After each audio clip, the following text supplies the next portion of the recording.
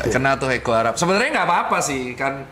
Ada orang yang kayak contoh masih kombonya kan sebenarnya cuma 3 kan, yang ganggu hati sama ginjal, terus yang ganggu paru, sama yang ganggu usus. Nah kalau misalkan kita makan makanan yang diabetes masih enak karena ada pankreas. Tapi kalau yang alkohol ada hepar, kalau rokok ada paru. Nah kalau kombo semua itu remuknya biasa 40 tahun ke atas. Jadi drastis. Kalau grafik buatnya kayak grafik saham tuh gini. Saya tiba-tiba 40 turun terus gini. Gitu.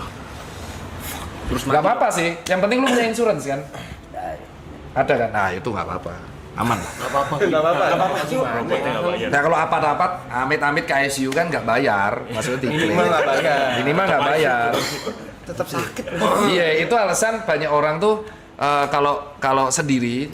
Yang kasihan tuh kalau aku di praktek pas ICU. Jadi pas aku praktek di 2018, kan aku paling suka tuh jaga IGD sama ICU. Itu paling kasihan kalau misalkan orangnya stroke 2 minggu belum sadar tuh keluarganya nggak ada yang datang. Nah itu yang teman-teman kenapa kok akhirnya edukasinya ngegas. Jadi saat itu aku belum ngegas tuh masih gold standar. Jadi aku di rumah sakit UGM itu selalu kebagian kan di kegawat dauratan kalau nggak IGD ICU. Nah kalau pasien stroke itu kan dia nggak sadar koma kan nah dia tuh tunggu sadarnya dulu. Nah itu biasanya keluarga di luar.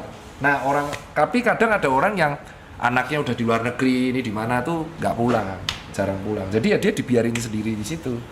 Nah itulah alasan, bayangin lu punya uang, tapi pas sekarat lu sendiri. Nah, gimana nih? Gue denger tuh. Itu tuh. Jadi event temenmu itu nanti endingnya teman terbaik. Atau aku udah melihat orang sakaratul maut tuh bintangku tuh pokoknya kalau di rumah sakit bintangku 18. Apa itu dok? Jadi artinya aku pernah berhadapan langsung sama 18 pasien sampai sakaratul maut, sampai meninggal, sampai wafat. Nah itu rata-rata paling nggak enak tuh adalah kalau di sakaratulnya tuh nggak ada yang nemenin. Jadi yang nemenin ya kita, dokter dan perawat. Itu alasan kalau aku bilang memang temen tuh berguna, teman baik. Cuman di saat-saat tertentu tuh akhirnya ya ketika wafat mereka datang terus sedih, dikubur, dah ketawa lagi. Story lagi, yang paling kehilangan tuh keluarga. Nah kalau kau nggak punya keluarga itu yang repot. Lu orang story sih gue tonjok aja. Gue orang pertama story gue. Gue orang pertama. Pasti lah, tapi kan harus. Itu sebenarnya nggak ini sih, lebih ke kan si netizen tuh si follower lu kan pengen bisa nggak kasih kan, kita udah sumuran tuh alasan kenapa kok akhirnya aku edukasi yang ngegas. Karena di ICU itu banyak orang yang akhirnya orang tua itu anaknya disuruh pulang aja nggak mau untuk pas. Jadi sekarat tuh, ke sekarat bener-bener sakaratul. Biasa kalau sakaratul dokter tuh akan memberitahu keluarga kayak ini dalam kondisi seperti ini keluarga bisa ngumpul kak. Nah keluarganya itu susah buat ngumpul. Jadi pas sudah wafat saat-saat terakhir keluarga baru datang. Wah udah itu nggak sekali 2 kali gitu.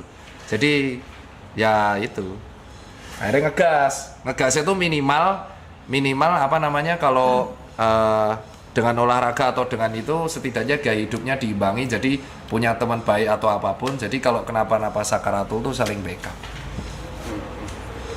Kok jadi melo gini coy? Enggak, soalnya bahas kematian tuh aku nggak pernah tabu mbak sekarang semenjak itu. Karena udah biasa. Iya karena udah biasa. Jadi kematian tuh pasti cuma terjadi sekali. Cuman karena kita itu memandang kematian itu kayak tabu, jadi akhirnya kita malas bahas kematian. Jadi kayak ada orang tuh olahraga, temanku atletis tuh. Tapi amit-amit kena insiden musibah.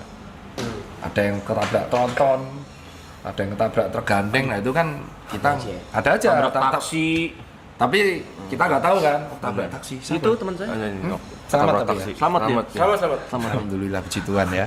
Cuman ya itu kita nggak bisa cegah. Jadi akhirnya karena si kematian itu sudah pasti, mulai saat itu aku sebagai dokter nggak memandang kematian sebagai hal yang tabu. Jadi kayak aku edukasinya ya, kalau ada pasien kan mesti kan kalau bilang hati-hati stroke yang kemarin Mobile Legend tuh kan, itu kan OB-ku sendiri. OB-ku itu selama 2-3 bulan berturut-turut main ML terus, polanya kebalik terus. Masih hidup, umur 23, dia memang joki ML. Jadi dia selalu nge-push di malam. Itu sebenarnya konten yang kusindir untuk semua tim sama pegawaiku. Nah itu satunya kan ada di luar tuh Asam Murad terus umur 50.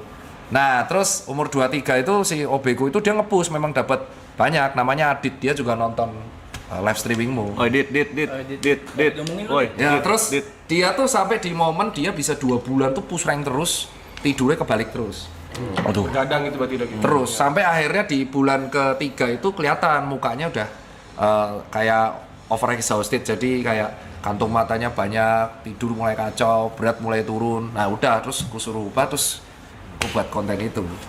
Gitu ceritanya.